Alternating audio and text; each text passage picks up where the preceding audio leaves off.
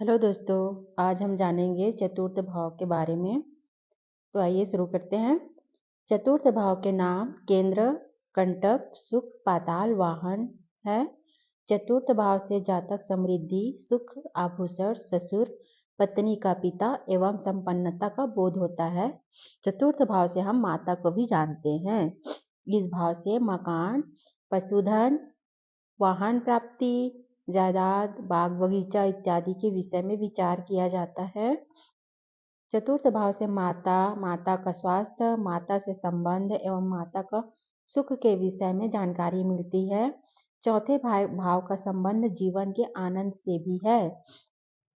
जितने भी जीवन में आनंद होती है वो सब चतुर्थ भाव से देखा जाता है। चतुर्थ भाव से जातक के मन की शांति का विशेष बोध होता है। मन कितना शांत है, मन अशांत है, ये सब चतुर्थ भाव से देखा जाता है। जनता से संबंध का कारक भी चतुर्थ भाव का कहा गया है।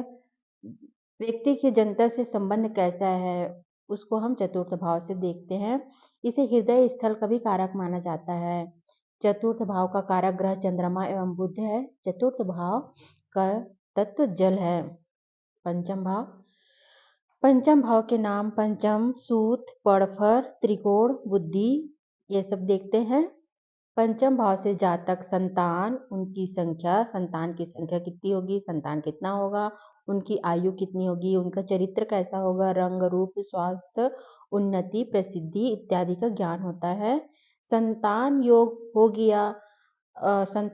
होगी या अयोग्य होगी, नौकरी करेगी या व्यापार इत्यादि का ज्ञान भी इसी भाव से होता है। पंचम भाव से जातक की विद्या, बुद्धि, शिक्षा का ज्ञान भी देखते हैं। इसी भाव से पुस्तक लेखन आदि का भी होता है। जातक किस प्रकार की शिक्षा प्राप्त करेगा, वह शिक्षा के क्षेत्र में कितना उठेगा, मंत्रणा और भविष्य का ज्ञान भी इसी भाव से होता है।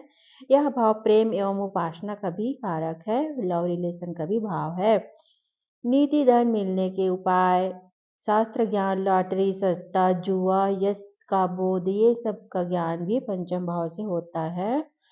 किसी देवी अथवा देवता के आशीर्वाद से जातक का कल्याण होगा, यह बोध पंचम भाव से देखते हैं।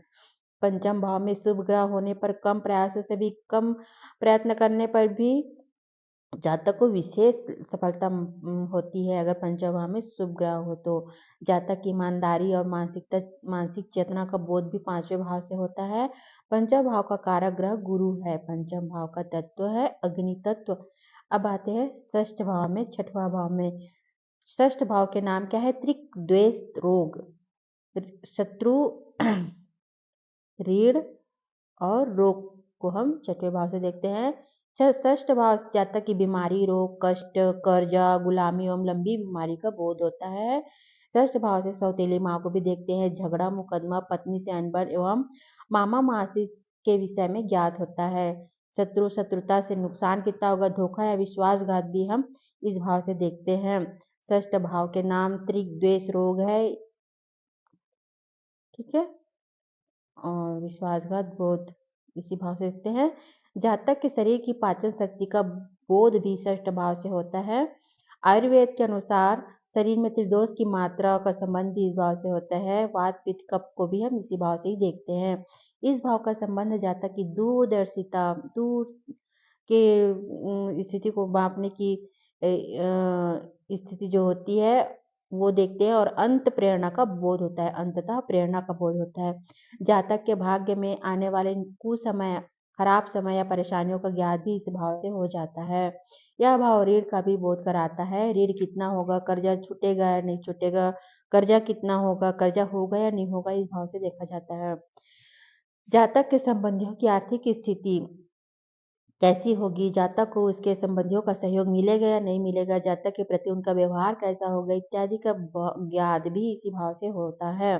षष्ठ भाव का कारक ग्रह कौन सा है, मंगल एवं शनि है। अगर षष्ठ भाव में मंगल और शनि अगर बैठा हुआ है तो बहुत अच्छा फल देने वाला होता है। षष्ठ भाव का तत्व पृथ्वी तत्व है। तो इसी के साथ आज हमारा टॉपिक यहीं पे खत्म होता है। मिलते हैं अगले भाव को लेके।